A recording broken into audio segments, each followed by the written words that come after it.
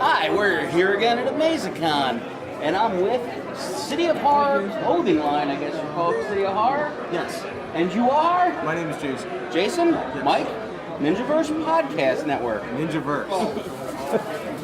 And you're producing horror-themed clothing. Yes, I grew up as a big fan of horror and went to a couple conventions, saw plenty of like movie T-shirts and stuff, which I like. Generic, yeah. Friday the 13th, Nightmare on Elm Street, Yeah. Your basics. Yeah, you see all that kind of stuff. I mean, it's cool. I like it. I bought a bunch of them. It's like half my closet probably.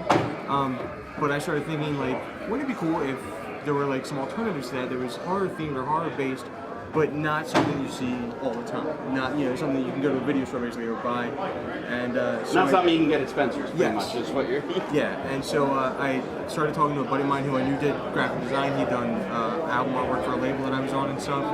And I started pitching him some ideas. He started coming up with them and sent them to me, and that's kind of how I came about doing this. And your stuff's eye-catching because it looks like it should be something for a TV show, for a band, it's definitely got a good look. It pops. It's not just like. Well, and I think a lot of that comes too from, like I said, I was in a band and I started doing this because I wasn't in a band and I still wanted to be associated with music in some way, shape, or form.